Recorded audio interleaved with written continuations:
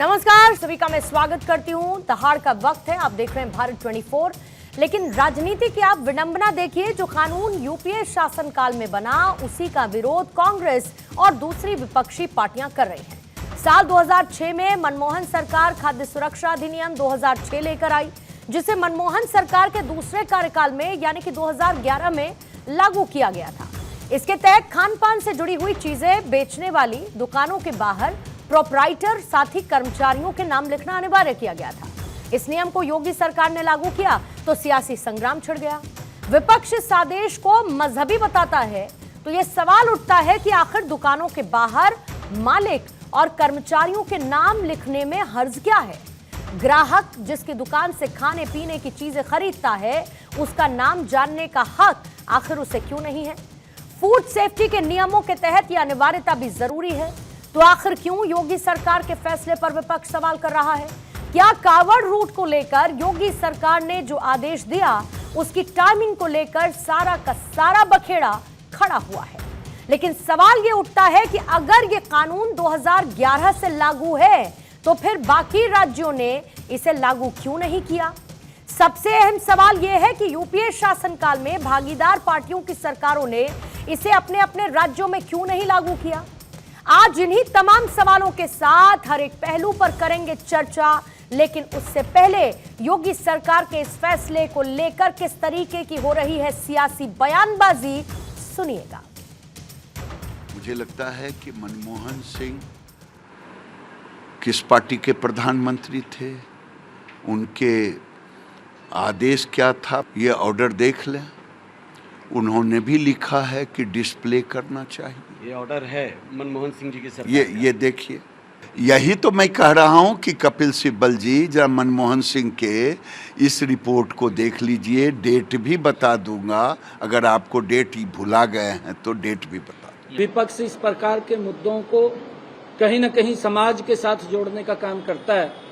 हमारे जो कावड़िए हैं वो शुद्ध शाकाहारी हैं, शाकाहारी होते हैं। कोई पता नहीं चलता अभी कहाँ पर कोई अगर मांस बन रहा है या कुछ और है, तो कम से कम ये तो ध्यान में रहे ना, दुकान के आगे जहाँ उन्हें भोजन करना है, जहाँ उसने रुकना है, तो वो कम से कम इस बात का तो ध्यान रहेगा ना भी यहाँ इस प्रकार का सामान वो बनता है। अच्छा है जो निर्णय किया है सरकार ने, उसकी मैं प्रशंसा करता हूँ। ये मैं देखो इसको सही नहीं मानता हूँ इस बात को, क्योंकि इससे विदेशों में देश की छवि धूमिल होती है।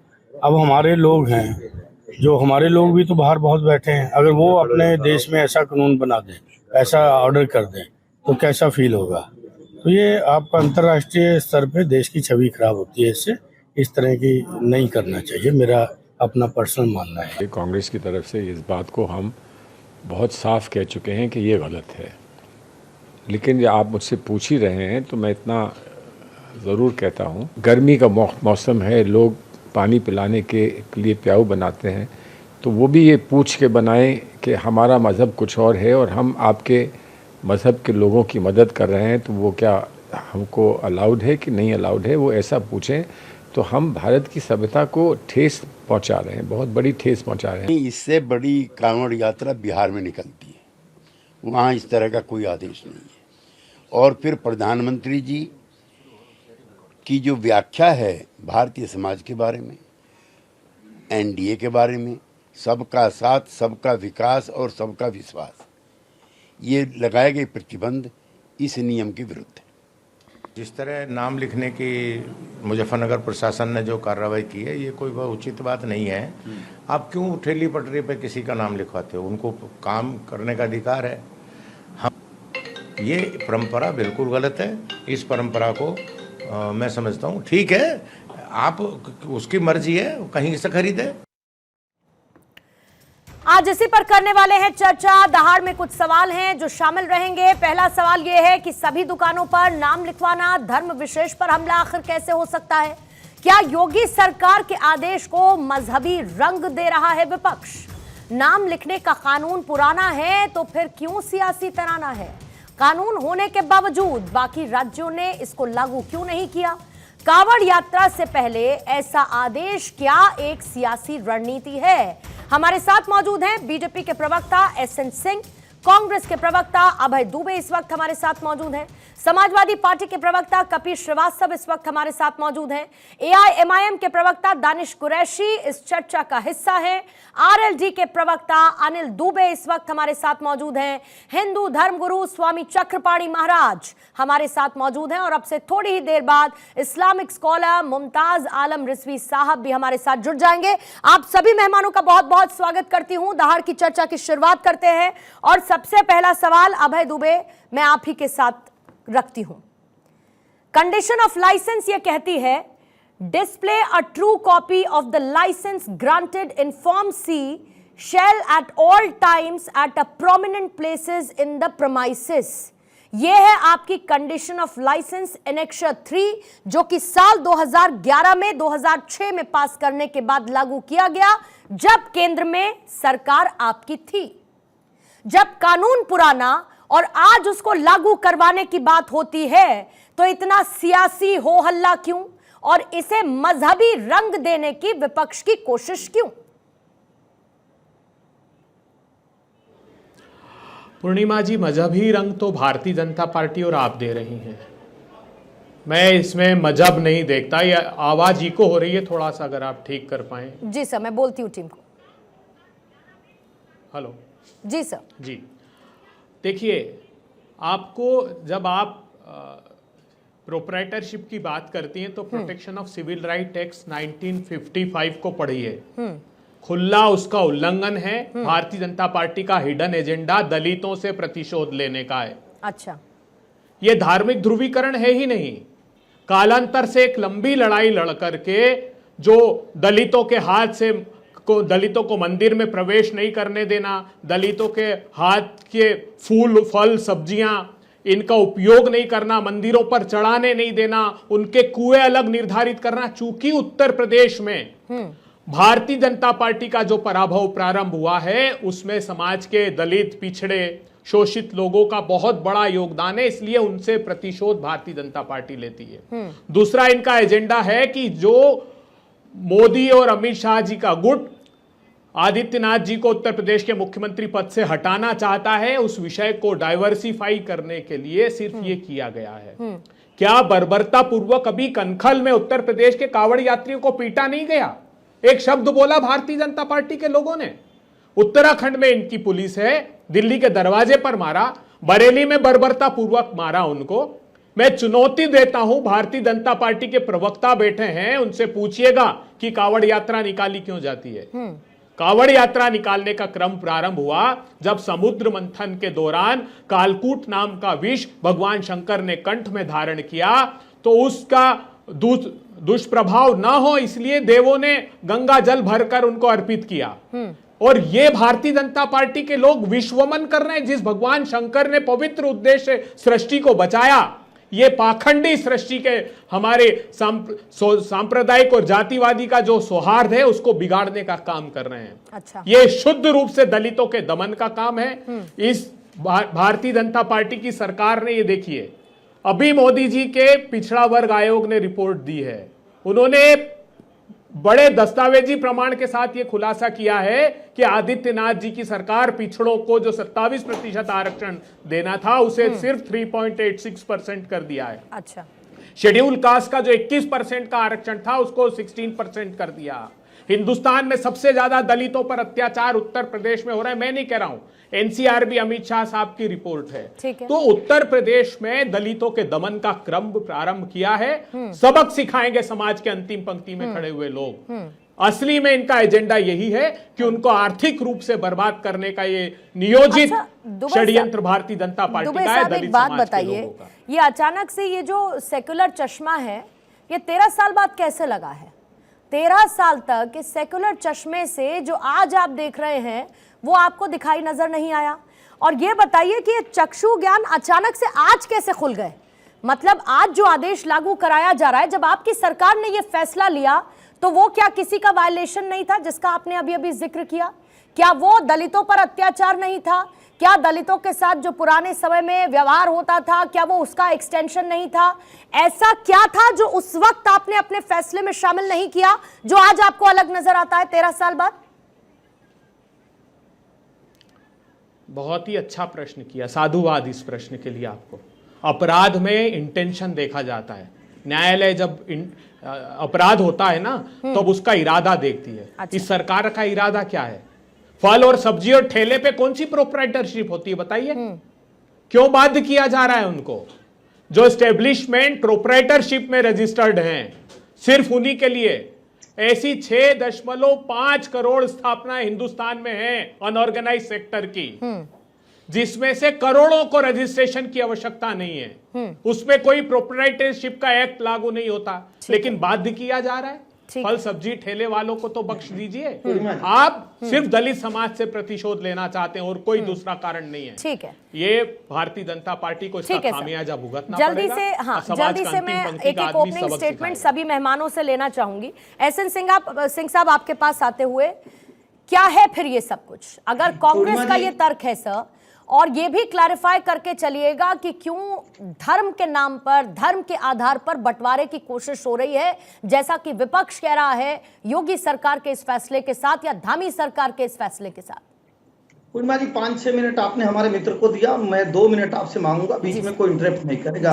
पूर्णिमा जी, हमारी पहचान, हमारी शान, पहचान छुपाना जुर्म है या पहचान बताना जुर्म है? हम तो पहले अपने मित्र से पूछना चाहेंगे।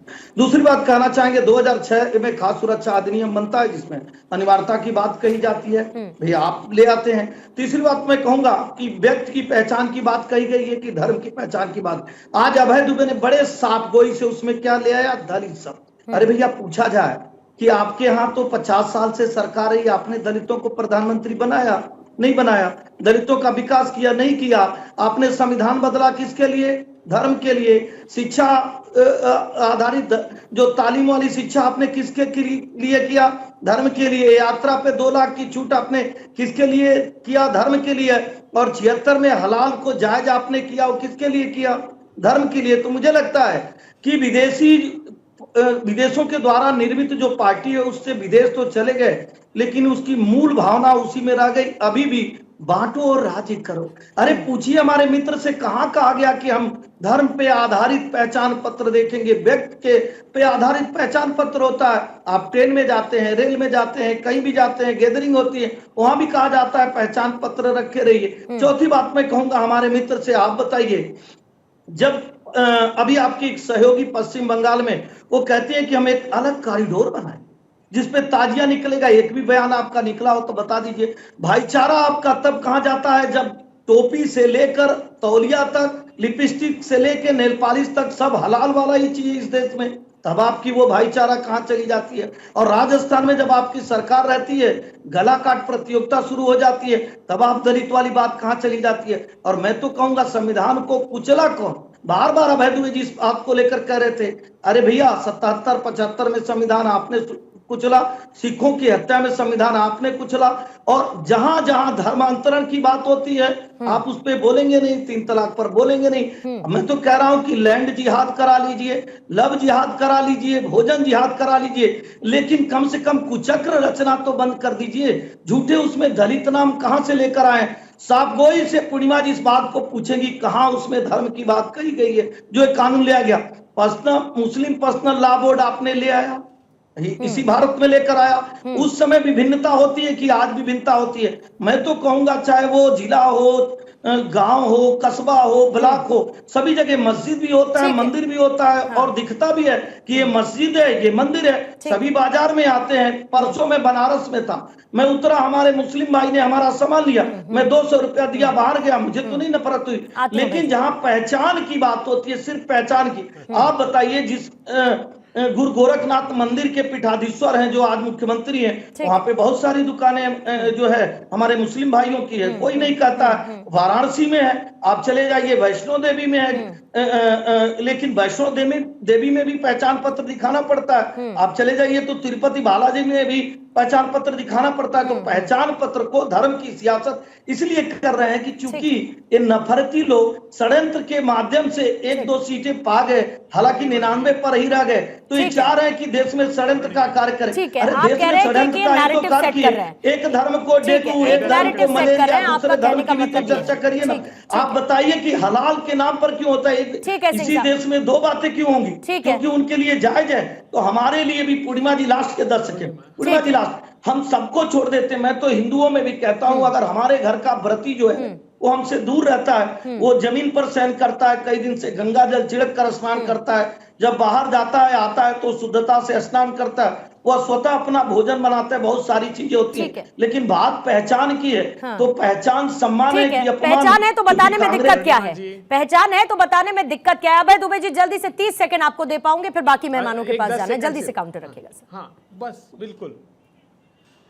पूरा देश के करोड़ों दर्शक जो ये शो देख रहे हैं पूर्णिमा जी का, एक मूर्धन्य पत्रकार का, गौर से सुनिए किसका पहचान पत्र देखती भारतीय जनता पार्टी। सैफुल्लाह फारूक, दुर्दांत आतंकवादी जिसने पंडितों की हत्या की कश्मीर में, 10 साल जेल में रहा, पाकिस्तान 1 साल ट्रेनिंग लेकर आया, अजहर मसूद का शिष्य, उसका पहचान पत्र देखा और टिकट दिया उसको कश्मीर के वार्ड नंबर 13 से। इन सारी वारदातों के बाद तारिक अहमद मीर पाकिस्तान से हथियार सप्लाई करता था, घोषित आतंकवादी, देखा उसका पहचान पत्र अमित शाह साहब ने और कहा दो इसको विधानसभा का टिकट। तालिब हुसैन, घोषित आतंकवादी, हमारे गृह मंत्री का मंच साझा करता है। जिस राजस्थान का जिक्र कर रहे हैं, रियाज अटारी भारतीय जनता पार्टी का कार्यकर्ता था जिन्होंने कन्हैया लाल जी का गला काटा। ये भारतीय जनता पार्टी पहचान पत्र आतंकियों के गले लगाती है। पूर्णिमा जी 1 सेकंड नहीं दूंगा। सब लोगों ने देखा देश में जो बम विस्फोट की घटनाएं कराए 26/11 में, लोगों ने कहा कि नहीं वो तो हिंदू आतंकवाद है, अरे घोषित आतंकवादियों को वो तो भटका हुआ। इनके गृह राज्य मंत्री ने कहा ठीक है, ऐसे नाम 10 आप भी गिना सकते हैं, ऐसे नाम वो भी 10 गिना रहे हैं सर। लेकिन बात ये है कि एक नैरेटिव है, एक ख्याल है कि ऐसे में कहीं ना कहीं धर्म के नाम पर एक विभाजन जैसा एहसास आता है जब आप नाम लिखने की बात करते हैं। और उन्होंने इस बात का तो जिक्र किया ही ना कि ठेले रेहड़ी वालों की कौन सी प्रोप्राइटरशिप होती है, ये बात तो सर सच है ना। लेकिन फिर भी आपकी इंटेंशन और उसके आधार पर मैं फौरन लौटूंगी सर, मैं लौटूंगी सर, मुझे थोड़ा सा समय दीजिएगा सर। मेरे पास पूर्णिमा जी शान पहचान नहीं तो अपमान कहां से हो गया पूर्णिमा जी? नहीं, मैं तो पूछ ही रही हूँ ना कि अगर आपकी जो पहचान है उसको बताने में दिक्कत क्या है? आपकी पहचान है तो उसको बताने में क्या दिक्कत है? मैं तो ये कह ही रही हूँ ना। ठीक है सर, कपिल जी आपके पास आती हूँ इसी सवाल के साथ कि अगर पहचान है तो वो पहचान बताने में दिक्कत क्या है किसी को? और जो कावड़ यात्री निकल रहे हैं, कपिल जी मैं ये मान के चलती हूं कि कावड़ यात्रियों की जो शुद्धता होती है, जिस पवित्रता के साथ वो गंगा जल लेते हैं और फिर उसके बाद कावड़ यात्रा में आगे बढ़ते हैं, क्या उसमें उन कावड़ यात्रियों को इस बात का अधिकार नहीं है कि वो ये जाने कि जहां से वो भोजन ग्रहण कर रहे हैं वहां की शुचिता और पवित्रता की कोई गारंटी हो, और ये उनका अधिकार है जानना? तो फिर पहचान है तो छिपाने की जरूरत क्यों? अच्छा, नाम से शुद्धता की गारंटी हो जाएगी पूर्णिमा जी? और दूसरी चीज मैं एक बात पूछ रहा हूं कि नाम छुपाना क्यों? नाम बता देना चाहिए। तो जो लोग इस बात को कह रहे हैं कि नाम बताना जरूरी है, कानून बना रहे हैं, वो आर्टिकल 21 पढ़ने की चेष्टा कर रहे हैं। प्राण एवं दैहिक स्वतंत्रता का अधिकार, जिसमें निजता का भी अधिकार है। और आपसे आपकी आइडेंटिटी, कुछ एक्ट्स हैं उसके अंदर अगर आप आते हैं तो उन एक्ट के मुताबिक ही आपको बताते। आप रास्ते चलते किसी व्यक्ति को नहीं बताते। बताते हैं क्या? हाँ, आप आरोपित हैं, आप किसी क्राइम में आरोपित किए गए, 154 सीआरपीसी के अंदर आपकी कोई एफआईआर दर्ज है, निश्चित तौर पे जो मुकदमा विवेचक होगा वो आपसे आपकी आइडेंटिटी पूछेगा और आपको बताना होगा। और अगर आपने आइडेंटिटी अपनी गलत बताई तो उसके लिए अलग से एक मुकदमा और अलग से जेल। खैर, अब आगे बढ़ो। देखिए, उत्तर प्रदेश के अंदर जो अभी आप जो खाद्य संस्करण अधिनियम की बात कर रही थी, वो प्रसंस्करण अधिनियम जो है, जो पेस्टिसाइड डाल करके पैकिंग होती है खाने के सामानों की, उस पर लागू है। और ये नियम है कि अगर कोई इस तरीके के सामान को, जैसे मान लीजिए कोई केक बेच रहा है, कोई क्रीम रोल बेच रहा है, इस तरह के का दुकानदार, निश्चित रूप से उसे लाइसेंस लेना पड़ेगा और वहां अपनी प्रोप्राइटरशिप देनी पड़ेगी, अपने दुकान का नाम भी उसमें लिखना पड़ेगा, बाकायदा फॉर्मेट होता है। मैं आपको इसलिए तफसील से बता रहा हूं कि मैं खुद एक प्रैक्टिसिंग लॉयर हूं, इसलिए आपको ये सारी जानकारी कानूनन दे रहा हूं। दूसरी चीज आपको कहते हैं, जब फर्म का रजिस्ट्रेशन होता है तो उसके अंदर एक सेल टैक्स के अंदर होता है, एक श्रम विभाग में होता है, एक जीएसटी में होता है, और जो एनजीओ टाइप आप बनाते हैं और चलाते हैं, उसका चिटफंड रजिस्ट्रेशन एक्ट के तहत होता है उस रजिस्ट्रार कार्यालय में, और दूसरा कंपनी एक्ट में होता है। इन तीनों के अंदर अगर आप नहीं आते हैं तो आपके लिए कोई जरूरी नहीं है कि ठेला ठुमके वाले वहां अपना नाम लिखें और वो अपनी जो है प्रोप्राइटरशिप लिखें। अच्छा। ये कहीं कानूनी बाध्यता नहीं है। और दूसरी चीज, अगर सरकार जबरन नाम सिर्फ इसलिए पूछ रही है कि मंशा पे भी सारी चीजें होती हैं, आईपीसी यानी जो आपकी न्याय संहिता अब बन गई, भारतीय न्याय संहिता, उसके अंदर सबसे बड़ी चीज क्या है? कब मानव वध होगा और कब हत्या होगा, कब दुर्घटना होगा, चीज वही हो रहा है, आदमी मर रहा है, तीनों में मरा, लेकिन तीनों के अंदर उसकी मंशा देखी जाती है। आप नाम जानना क्यों चाहते हैं? अच्छा, आप ये शुद्धता जानना चाहते हैं, लिखवाइए कि शाकाहारी या मांसाहारी, या शाकाहारी मांसाहारी दोनों मिलता है वहां। नाम से क्या, कपिल श्रीवास्तव के नाम से एक स्टाल हो खाने पीने की, और हम लिख दें क्या बोलते हैं कि शाकाहारी, और हमारे यहाँ जो है बगल में हम टेबल पे मांसाहारी भी परोस दें, तो ये हम भी तो नहीं, वही अपराध कर। आप वहां लिखवाइए जो शुद्धता की चीज, वहां पे आप लिखवा सकते हैं कि शाकाहारी या मांसाहारी, लेकिन निसार और कपीस ये कोई मतलब नहीं होता शुद्धता का। ठीक है। ये मंशा है धर्म के आधार पर विभेद करने की। ये आर्टिकल 17 का उल्लंघन है, और समता और समानता का अधिकार, दोनों को व्यवसाय में कमाने का अधिकार है। उसमें आप नाम पूछ करके अगर आप तुष्टीकरण करना चाहते हैं, कोई राजनीति करना चाहते हैं जिससे उसका व्यवसाय प्रभावित हो रहा है, आप सीधे इंटेंशन की बात करते हैं कि योगी सरकार की जो फैसले के साथ इंटेंशन है वो सरासर गलत है। ठीक है। मेरे पास 4 मेहमान और हैं, जल्दी से एक बार हेडलाइन पर जाने से पहले सर उनका एक ओपनिंग स्टेटमेंट ले लूं, फिर उसके बाद और समय आपको मैं दे पाऊंगी। जल्दी से दानिश कुरैशी साहब आपके पास आती हूँ। ये बताइए कि दुकानों पर नाम लिखवाना धर्म विशेष के खिलाफ कैसे हो सकता है, और खास तौर पर तब ये जब कहा जा रहा है कि ये जो फैसला है, ये जो नियम है, ये सिर्फ जब कावड़ यात्रा गुजरेगी उस दौरान के लिए, मतलब इसकी एक टाइम स्पेसिफिक लिमिट है, उसके बाद ये एक्सपायर हो जाएगा। देखिए, मैं आपको एक बात बताऊं, तीसरा दिन है आज जब बैरिस्टर असदुद्दीन ओवैसी साहब ने पूछा था कि रास्ते में KFC आता है, रास्ते में मैकडोनल्ड आता है, और दूसरी बहुत सारी मल्टीनेशनल कंपनियां आती हैं। उन पे अभी तक किसी तरीके का कोई प्रशासन की तरफ से कोई नोटिफिकेशन इन्होंने लगाया या उनसे कहा है कि आप नजीर भी आता है साहब, नजीर भी आता है।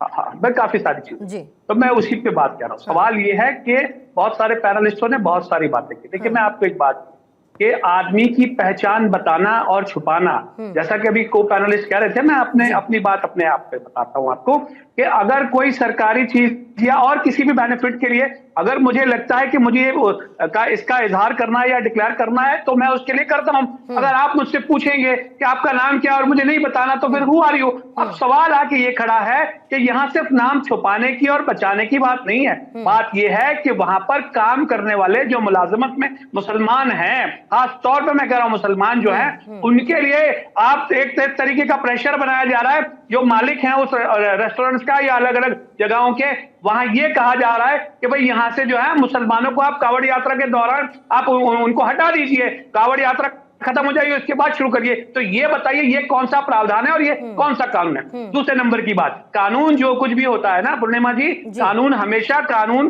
अपनी एक निश्चित व्याख्या में होता है और कानून सबके लिए बराबर होता है। लेकिन कानून गैर कानूनी तब हो जाता है जब सरकार में बैठे मुख्यमंत्री को असदुद्दीन ओवैसी साहब पूछते हैं कि आप ओरल ऑर्डर क्यों दे रहे हैं, रिटर्न ऑर्डर दीजिए ना, कहां है रिटर्न ऑर्डर, अभी तक तो हमने तो नहीं देखा। दिक्कत यह है कि यह सरकार, देखिए देश को आजादी से पहले एक दो भागों में बटा हुआ था। हम अक्सर देखा करते थे मुस्लिम किफायत होटल, हिंदू होटल, ये हम सन 47 से पहले देखा करते थे। अब फिर भारतीय जनता पार्टी की सरकार में उत्तर प्रदेश में आने वाले वक्त में देख रहे, सोमवार से मतलब परसों से हम देखेंगे। तो आप मुझे ये बताएं, किसी की मुलाजिमत पर सवाल कर देना या उसके ऊपर पाबंदी लगा देना, ये कौन सा संविधान कहता है? और इस संविधान का हनन नहीं है पूर्णिमा जी, ये तो लिटरली भारतीय जनता पार्टी उसकी हत्या कर रही है।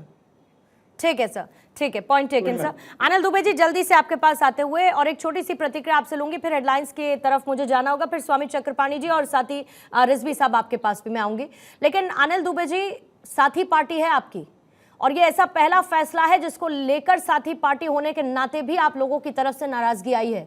जब ये बार बार वो कह रहे हैं कि हमारी इसमें कोई गलत इंटेंशन नहीं है, जो कांवड़ यात्री हैं उनकी शुचिता और पवित्रता को ध्यान में रखते हुए ये एक फैसला ले रहे हैं, तो इसमें विरोधाभास कहाँ है? और क्या आपको भी सरकार की इंटेंशन में कुछ खोट नजर आता है इस फैसले के साथ?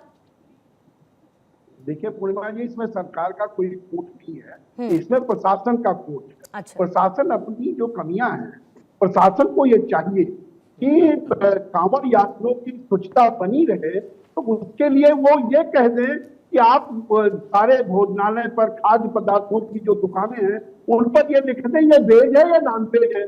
ये बात तो आप प्रशासन की समझ में आती है, लेकिन आप फल का ठेला लगाने वाले, रेहड़ी लगाने वाले, उन पर जो है धर्म की बात करो, जात लिखने की बात करो, हम उसका विरोध करते हैं। आप बिल्कुल लिखिए कांवड़ यात्रियों को की स्वच्छता बनी रहे। और मैं आपको समझता हूँ कि हरिद्वार से जब कांवड़ यात्रा चलती है तो कांवड़ यात्री ये जानते हैं कि उनकी स्वच्छता कहाँ पर है, वो ये जानते हैं कहाँ पर हमें अच्छा मिलेगा, शुद्धता के साथ मिलेगा। और गंगा जमुनी तहजीब तो वहां तो पूरे पश्चिमी उत्तर प्रदेश से जब यात्रा गुजरती है तो सभी धर्मों के लोग, हिंदू मुसलमान, सब उस यात्रा का स्वागत करते हैं, उनके खान पान की व्यवस्था करते हैं। कोई आज की नई बात है, उसको आप इसमें बांटने की बात जो प्रशासन ने की है। हम तो हमारे मित्र भारतीय जनता पार्टी के सिंह साहब बैठे हुए हैं, हमने अपने नेतृत्व से भी कहा है और उनसे भी कहते हैं कि प्रशासन की जो ये कमी है इस पर पर्दा डालने की कोशिश मत करिए। आप जो है इनको कहिए कि इसमें जो है इसकी समीक्षा करें और ये आदेश दें कि आप नॉनवेज और वेज की बात करिए, वो स्वच्छता में आता है, बाकी बातें लाने की जरूरत नहीं है। इस निर्णय की समीक्षा होनी चाहिए। ये तो ठीक वैसे ही है कि ये जो भी देखा है इतिहास की आंखों में लम्हों में खता की थी, सदियों ने समझा पाई। ये इस पर सुधार की जरूरत। ठीक है सर। अमित चक्रपाणी महाराज, माफी के साथ क्योंकि थोड़ा देर से मैं आपके पास आ रही हूँ, ये जरा समझाने की मुझे कोशिश कीजिए कि ये समझने में समस्या है या समझना चाहते नहीं या सियासत है जो ना करवाए। एक आदेश जिसको मजहबी रंग देने की कोशिश या मजहबी बनाने की इंटेंशन सरकार की, आपको क्या नजर आता है? क्योंकि कांवड़ यात्री हैं, गुजरेंगे और आदेश दे दिया गया कि बड़े बड़े अक्षरों में नाम लगाइए आपका क्या है अपने ढाबों के ऊपर। पूर्णिमा जी देखिए, आज़ादी के बाद से ही एक तो तुष्टीकरण में देश का विभाजन हुआ, पाकिस्तान बन गया, जो हिंदुस्तान बचा उसमें भी एक धड़ा हमेशा से मुस्लिम तुष्टीकरण करती आई है। आप जरा देखो कि ये इतना मुजफ्फरनगर की जो निर्णय है इतना सराहनीय है, इसकी मांग हम लोग काफी समय से करते आए हैं और हम तो चाहते कि यही नहीं पूरे देश भर में जितने भी मंदिर धर्म स्थान है सभी जगह लागू हो, क्योंकि इसके पीछे एक बहुत बड़ा ऐसे ये कारोबार चल रहा है जिहादी मानसिकता से ग्रसित होके, जो कहीं ना कहीं हिंदू धार्मिक भावनाओं को आहत कर रहा है। और दूसरी बात, अंदर से एक ऐसी विस्फोटक की स्थिति बनती जा रही कि एक न एक दिन ये फूटेगा ही। मैं तो उत्तर प्रदेश के जो स्थानीय शासन प्रशासन है, सरकार है, जो मुजफ्फरनगर की प्रशासन है, उसको मैं बहुत बहुत धन्यवाद आभार व्यक्त करूंगा कि कांवड़ियों की जो भावना को देखते हुए, सनातनियों की भावना को देखते हुए इन्होंने ऐसा आदेश पारित किया है। अब इस आदेश में ऐसा कुछ नहीं कि भाई हिंदू भी लगा सकता है, वो मुस्लिम भी लगाए, लेकिन बार बार ये दलित ओबीसी लेकर बीच में कुछ लोग आ रहे हैं। आप जरा सोचो कि क्या जितने वीडियो आते हैं उस वीडियो में कभी कोई थूक जिहाद करते हुए नजर आ रहा है, थूक लगा के हिंदुओं को दे रहा है, कहीं थूक करके दे रहा है, कहीं कुछ करके गटर के पानी से वो कर रहा है। सवाल इस बात का, पिछली बार एक वीडियो आया था पूर्णिमा जी कि एक मुस्लिम टोपी पहना हुआ कांवड़ियों के ट्रैक्टर के नीचे आकर के मेंटल होता है, वो आकर के गिर जाता है और ऊपर जाता है। ये तो कहो शुक्र है कि वीडियो बन गया था, वो मेंटल आदमी था, वो मर गया, नहीं तो आप देखो कितनी बड़ी दंगे की स्थिति होती। लोगों ने बताया कि भाई ये दिमागी रूप से ठीक नहीं था, वो जानबूझ के सुसाइड कर लिया, नहीं तो कितना बड़ा संघर्ष होता। मान लो इन जिहादियों में कोई ऐसा हो जो कांवड़ियों की भावना से खेल दे कल के डेट में, तो क्या ये जितने विपक्षी हैं जो विरोध कर रहे हैं इसका, या असुद्दीन ओवैसी हैं, क्या ये जिम्मेदारी लेंगे? असुद्दीन ओवैसी इनकी पार्टी तो ऐसे चिल्ला रही है, अब विपक्षी की जैसे लग रहा है कि इनके ही ठेले कई जिहादियों के रूप में लगे हुए हैं। पूर्णिमा जी मैं जवाब दूं, असदुद्दीन ओवैसी साहब की बात कह रहे हैं, मैं जवाब। सवाल इस बात का है कि हमें इस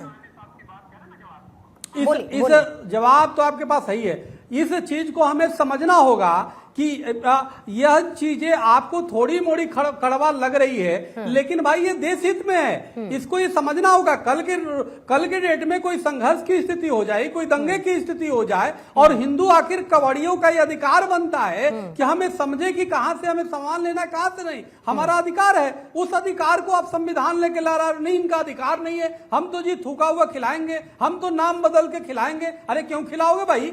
तुम नाम बदल करके देखो, चोर की दाढ़ी में तिनका, जो चोर है वो डरेगा भाई। नाम ओपन आप देखो कितने वो एक्सपोज हुए हैं, उसमें क्या तो वैष्णव ढाबा, क्या तो शंकर ढाबा, क्या तो सनातनी ढाबा, शुद्ध शाकाहारी, और पता चले उसके पीछे शंकर के पीछे सलीम छिपा हुआ है। अरे भाई तुम सलीम अपना ढाबा खोल दो और तो उनको विकल्प दे दो, खरीदेंगे नहीं कर देंगे।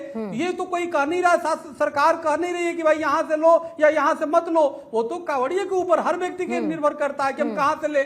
आप शाकाहारी बेचते हो, उस पर निर्भर करता है, लेकिन आपको ये तो तय करना पड़ेगा। कोई दलित थूक जिहाद नहीं करता, कोई ओबीसी का नहीं करते हुए आपने देखा होगा। करते हैं तो ये जिहादी मानसिकता लोग करते हैं, इसलिए ओबीसी दलित का कार्ड कोई न खेले। इसमें हमें उस व्यक्ति की पहचान करना है, और सभी मुस्लिम भी नहीं करते, ये भी मैं नहीं कह रहा हूं, लेकिन जो कुछ लोग हैं जो थूक जिहाद कर रहे हैं या जो हिंदुओं की भावना को आहत करते हैं, अगर एक व्यक्ति भी उसमें कहीं पकड़ा जाता है पूर्णिमा जी, या कोई कर देता है घटना, तो पूरा देश जलेगा भाई। पूरे देश में दंगे हो गए, फिर कौन जिम्मेदारी लेगा इसका? राहुल गांधी जी लेंगे क्या असदुद्दीन ओवैसी लेंगे क्या? आखिर कौन लेगा? तो ये सिर्फ बैठ करके कुछ भी बोल देना, तुष्टिकरण में करना। आप ये देखो, यद्यपि शुद्धम लोक विरुद्धम, आप ये देखो कि क्या सही है, हम उसको देखें। कौन सही है ये मत देखो। और सही ये है कि मुजफ्फरनगर की जो प्रशासन ने किया है वो बहुत सराहनीय कार्य किया है, और इस तरह से पूरे देश में लागू होना चाहिए। उसे सामने आना चाहिए कि कौन है बेचने वाला। ठीक है, समझ गई। आपका क्या कहने का तात्पर्य मैं समझ गई महाराज जी। रिजवी साहब के पास जाती हूँ, फिर कुरैशी साहब आपसे मैं जवाब लूंगी। रिजवी साहब, अभी आपने सुना चक्रपाणी महाराज का क्या कहना था। मैं नाम को ना बताना या नाम बदल देना आपको छलावे से क्या कम नजर नहीं आता है? इस फैसले को एक मजहबी रंग देने की कोशिश की जा रही है, लेकिन इस फैसले के पीछे की भावनाएं दूसरे धर्म के लिहाज से भी क्या समझने की जरूरत नहीं है? और क्या इसमें एक बैलेंसिंग एक्ट नहीं होना चाहिए? मैं ये इसलिए पूछ रही हूं आपसे क्योंकि जितने भी दुकानदार लाइन से हैं उसमें 90% ऐसे लोग हैं जिनको इस फैसले से कोई समस्या नहीं है। देखिए, ऐसा है कि पहली बात तो ये कि जो कांवड़ यात्रा है ये कोई नई यात्रा नहीं है। सनातन धर्म नया नहीं है, और जितनी यात्राएं हैं कोई नई नहीं, और सरकार भी नई नहीं है। 10 साल से सरकार केंद्र में है, और योगी जी की 2017 से सरकार है। तो इतने दिन बाद ये इनके समझ में आया, पवित्रता समझ में आई है, तो चलिए इनको बहुत अच्छा लग रहा है। लेकिन मुझे लग रहा है कि दरअसल ये खिसियानी बिल्ली खंभा नोचे, इनकी ये जो हार हुई है ना, और जिस तरह से लोगों ने इनको एक तरीके से नकार दिया, और नकारा इसी वजह से क्योंकि ये जो सियासत करती है लोगों को पसंद नहीं आ रही है।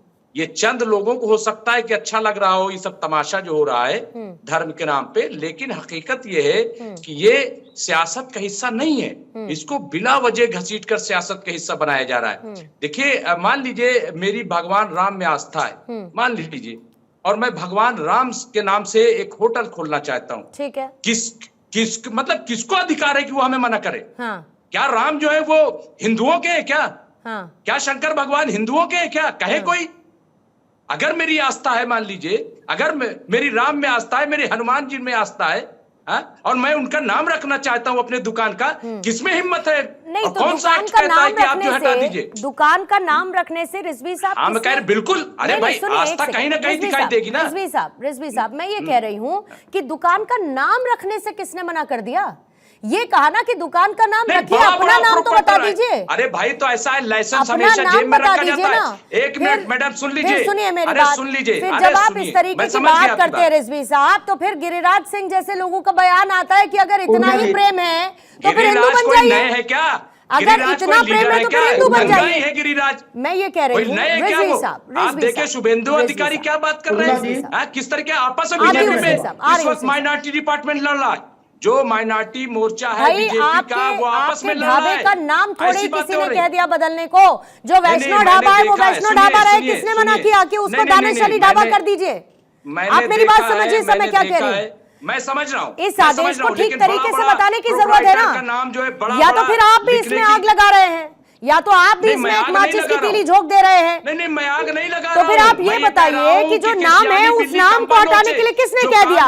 ये कह रहे हैं कि जो प्रोप्राइटर है वो अपना नाम बता दे, जो ढाबे का मालिक है वो अपना नाम बस लिख दे। क्या नाम बोर्ड बन जाता है क्या? आप बताइए। अरे तो बोर्ड ना बनाए, बोर्ड तो जो है वो रखे, किसने मना किया? मैडम सुनिए तो पहले, मैं एक बस चला रहा हूँ, बस में हमने जरूरी है कि हमारे पास लाइसेंस है बस का, सब हमारे पास प्रोप्राइटरशिप है।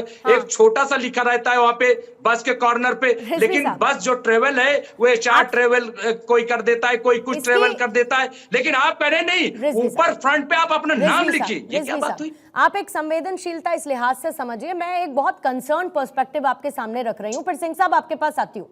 आपने वो वीडियोस देखे जो अभी सोशल मीडिया पे सब चल रहे हैं? आपने देखे? मैं बहुत दिन से मैं सारे वीडियोस देख रहा हूं। मेरी बात सुनिए, मेरी बात सुनिए। आप कोई चीज खाते पीते हैं, सावन का महीना होता है, और एक हिंदू होने के नाते मैं ये जानती हूं कि सावन के महीने में पवित्रता का मूल्य क्या होता है। ठीक वैसे ही, पहली बार सावन का महीना आया है, मेरी बात सुनिए ना रिजवी साहब, ठीक उसी तरीके से जैसे जब आप रोजे रखते हैं और उस रोजे में शुचिता क्या होती है, जब आप नमाज पढ़ने के लिए जाते हैं तो उससे पहले वजू करना क्यों जरूरी होता है, ठीक जो सेंसिटिविटी के साथ मैं आपके धर्म को समझती हूं, इस बात की उम्मीद करती हूं कि हिंदू धर्म की शुचिता पवित्रता आप समझे। तो इसमें समस्या क्या है मुझे ये बताइए। कांवड़ियों को मैं जो कंज्यूम कर रही हूं, मैं जो खा पी रही हूं वो साफ सुथरा हो, ये मुझे तो गारंटी लेनी होगी ना अपनी।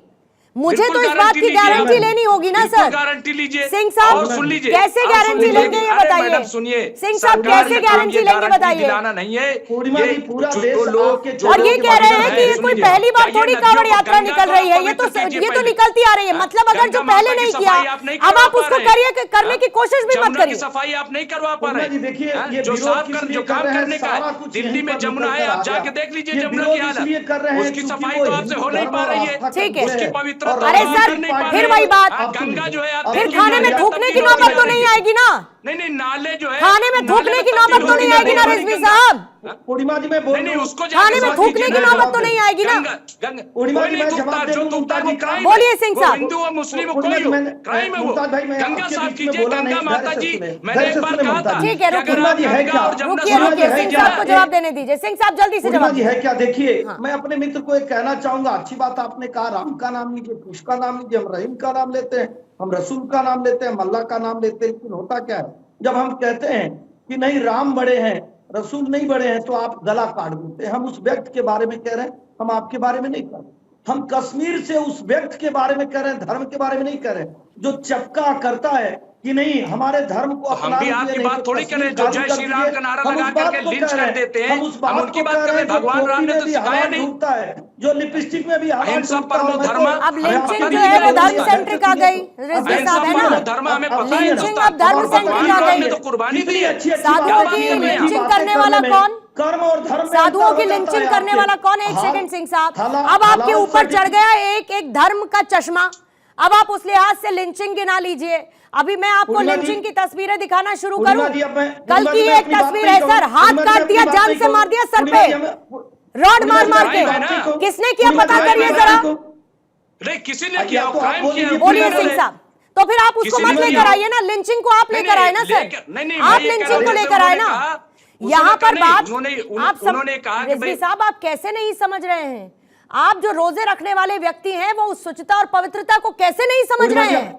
मुझे बड़ा ताज्जुब हो रहा है सर, पवित्रता को बहुत ताज्जुब हो रहा है मुझे। ये पहली बार कांवड़ यात्रा निकल रही, पूर्णिमा जी बताइए, पहली बार निकल रही है। नहीं तो क्या करें फिर, उसको कंटिन्यू करते रहे, फिर उसको कंटिन्यू करते रहे, उसमें कोई बदलाव, कोई सुधार का प्रयास न करें, बिल्कुल बदलाव करें, कोई सुधार का प्रयास नहीं करें। लेकिन ये हार के बाद, पूर्णिमा जी बोलिए सिंह साहब। ठीक है सर, जल्दी से एक काउंटर लूंगी, फिर समय खत्म होगा। मैं रिजवी साहब से एक बात पूछना चाहूंगा। रिजवी साहब, देखिए सावन के महीने में हिंदू धर्म के लोग मीट मांस नहीं खाते हैं, आपके धर्म में खाते हैं, स्वतंत्रता है, आप खाइए। मैं छोटा सा सवाल आपसे पूछना चाहता हूँ। मान लीजिए लिखा हुआ है कि यहाँ पे सुअर का मांस है, हम खुले तौर पे आपको कहते हैं, आपके धर्म में नहीं है ना हुए तो आप नहीं खाएंगे, लेकिन आप ये नहीं कर सकते हैं कि नहीं हम तो ये तो भाईचारा बिगड़ जाएगा, वो तो होना ही नहीं चाहिए। तो सिंह साहब, मैं भी मजहबी आदमी हूँ आज बात और चक्रपाणी महाराज जी बैठे हैं, उनसे मेरी बातचीत, एक मिनट सुन लीजिए। अरे बात हो गई पूरी रामायण मत सुनाइए, एक मिनट मैं जो कर रहा के बारे में सुन तो लीजिए के बारे में बताइए। अभी कश्मीर में 5 दिन पहले आतंकवादी घटनाएं होती है और 5 लोग जो गिरफ्तार होते हैं और मारे जाते हैं, 5 एक धर्म के होते हैं। हम तो धर्म को नहीं मानते, हम नहीं मानते हैं कि मुस्लिम धर्म के लोगों ने ऐसा किया। हम ये मानते हैं कि वो दूषित व्यक्ति था जिसकी मानसिकता दूषित थी, जो इस तरह की घटना को आतंकवाद से सबसे ज्यादा तो हम लड़ रहे हैं। हम 1400 साल से लड़ रहे हैं। करबला में सबसे बड़ा आतंकवाद हुआ, यजीदी सबसे बड़ा आतंकवादी है, अलकायदा जो है सबसे बड़ा आतंकवादी, तालिबानी जो है सबसे बड़ा आतंकवादी। एक प्रशासनिक फैसले को आप लोग कहां से कहां लेकर जा रहे हैं? जो बात कह रहे हैं इससे बड़ी विडंबना नहीं हो सकती है। फिर तो वही है ना सर, गुलामी की जंजीरें हैं। धर्म के नाम पर गुलामी की जंजीरें डाल दीजिए या जाति और पंथ के नाम पर डाल दीजिए, फिर तो ये वही जंजीरें हो गई ना सर। मेरी आखिरी बात श्रीवास्तव जी कह रहे थे मैं खाद्य विभाग में जल्दी से इसको शॉर्ट रखेंगे सर, प्लीज बीच में एक दूसरे के मत बोलिए ताकि बोलने का मौका सबको मिले। सिंह साहब 30 सेकंड में प्लीज अपनी बात को पूरा करिएगा। पूर्णिमा जी देखिए, हमारे कपिल श्रीवास्तव जी इसलिए कह रहे थे कि उनकी सरकार में जाति देखकर विकास, धर्म देखकर कार्य, धर्म देखकर बिजली, धर्म देखकर बहुत सारे कार्य होते थे। नहीं तो उनको बताना चाहूंगा कि जो बीच में नहीं बोलेंगे सर, रुकिए। उनको भी नाप तोल वाले जाकर देख सकते हैं कि भैया आप क्या बेच रहे हैं, आपका बटकरा कैसा है। और जहाँ पे चूंकि मैं फूड प्रोसेसिंग में 5 साल मीडिया एडवाइजर रहा, जो फूड प्रोसेसिंग का कार्य होता है वो उसमें कोई जहरखोरी न हो, वो भोजन करने के बाद कोई विषाक्त न हो, कोई मर न जाए, तो सरकार, भारत सरकार ये अधिनियम बनाती है। ठीक है सर, जल्दी से काउंटर अभय जी, अपनी पहचान बता, जल्दी से काउंटर अभय जी, और टाइमर रखेंगे। आती हूँ सर, आऊंगी आपके पास में रिजवी साहब, ट्रेन नहीं छूट रही है सर, आऊंगी मैं, आपको 30 सेकंड दूंगी। अभय जी जल्दी से 30 सेकंड का टाइमर रखेंगे अभय जी के लिए। मैं बता तो देते। पूर्णिमा जी कोई बात नहीं सब बता दीजिएगा। अभय जी जल्दी से। पूर्णिमा जी देखिए इस अलौकिक सत्ता ने भारतीय जनता पार्टी को अयोध्या में सबक सिखाया, अभी बद्रीनाथ में सबक सिखाया, सालासर बालाजी में, खाटू श्याम में, रामेश्वरम में उन्होंने सबक सिखाया। उत्तर प्रदेश में 27 में इस लोक की जनता सबक सिखाएगी। यही ध्रुवीकरण धार्मिक सांप्रदायिक जाति का जो करेंगे तो यहाँ 27 सीटें रह जाएगी उत्तर प्रदेश में। वो मंगलसूत्र, मटन, मछली, ये मुजरा, इसी का परिणाम हुआ है। ठीक है Kapil ji 20 second sir please.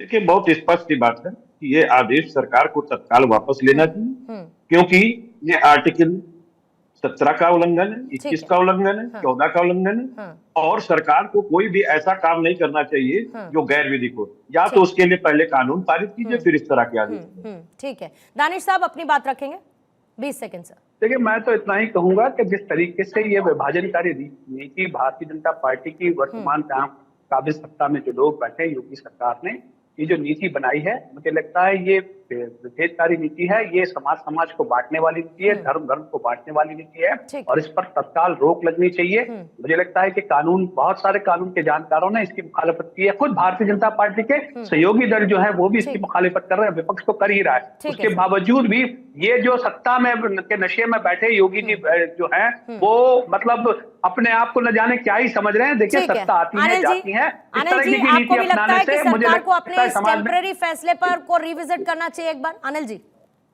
जी पूर्णिमा जी हमारी तो मांग ही है कि सरकार इसको रिवीजन करे और इसको स्पष्ट कर दे कि मैं केवल मुजफ्फरनगर के कांवड़ मार्ग पर नहीं, पूरे देश में आप ये लिखवा दीजिए सभी भोजनालयों पर कि ये शाकाहारी भोजनालय है, ये मांसाहारी भोजनालय है। इसमें फल और रेहड़ी वाले बेचारे ठेले वाले कहाँ से आ गए? ये तो पूरे देश के लिए होना चाहिए, केवल एक जिले में नहीं होना चाहिए। लेकिन ये जो प्रशासन का फैसला इसकी समीक्षा पॉइंट टेकन, प्रशासन के फैसले की समीक्षा करनी चाहिए। चक्रपाणी महाराज जी 20 सेकंड दे पाऊंगी सर। देखिए मेरा मानना है पूर्णिमा जी, एक तो जितने बड़े मुस्लिम संस्थान हैं जो कोई अगर जो मुस्लिम आरती कर देता है या पूजा कर देता है उसको फतवा बार बार जारी कर देते हैं। उन संस्थाओं को आगे आकर के एक तो थूक जिहाद के खिलाफ फतवा जारी करना चाहिए, लव जिहाद के खिलाफ, और ऐसे जो नाम बदल करके वैष्णव ढाबा चला रहे उनके खिलाफ भी फतवा जारी करना चाहिए। ऐसे लोग अगर नाम बदलते हैं तो उनका जो है उनको इस्लाम से खारिज किया जाएगा। ठीक है, पर वो कह रहे हैं कि उनकी आस्था हो सकती है, इसमें दिक्कत क्या है? रिजवी साहब अपनी बात को पूरा करेंगे। वो कह रहे हैं कि उनकी आस्था हो सकती है, उसमें दिक्कत क्या है? पूर्णिमा जी बात ये है, उसे आस्था से कोई एतराज नहीं है। समस्या ये है कि इनके यहाँ थूक जिहाद को लीगल माना जाता है, रियल माना जाता है, और वो हलाल माना जाता है कि सही है। जो धार्मिक लोग हैं, जो कांवड़िए हैं, जो पूजा अर्चना करने वाले लोग हैं, वो काफी अवेयर है, वो सब समझते हैं। आप उनमें इंटरफेयर न कीजिए, आप उसमें सियासत न कीजिए। लोग अपना रास्ता तलाश कर लेंगे। और हमेशा से ये आज नहीं, बहुत पुरानी परंपरा है। सनातन धर्म हमारा बहुत पुराना है, इसलिए आज उनको सिखाने की कोशिश न कीजिए। वो खूब अवेयर है कहाँ से खाना है, कहाँ से नहीं खाना है, सिखाने की कोशिश न करिए। अवेयरनेस है, अपना नियम मत थोपिए उन पर। पूर्णिमा जी, ये इस भावना से ऊपर उठना चाहिए कि सिर्फ मेरा धर्म, सबका धर्म मान के चलना चाहिए। और भारतीय जनता पार्टी की सरकार 10 साल से केंद्र में, 7 साल से राज्यों में, कभी वो क्षेत्र धर्म मत मजहब देखकर कार्य नहीं करती है। और मैं तो कह रहा हूँ, समानता के अधिकार का समर्थन करने वाली भारतीय जनता पार्टी है। जो कुछ भी कानून लेकर आती है, जो कुछ भी नियम बनाती है, वो सबके लिए बनाती है। लेकिन मजहबी तुष्टीकरण के लिए राजनीतिक पार्टियां और मजहबी तुष्टीकरण के लिए कुछ इस तरह के लोग होते हैं जो आग में घी डालने का। ठीक है सर, ठीक है।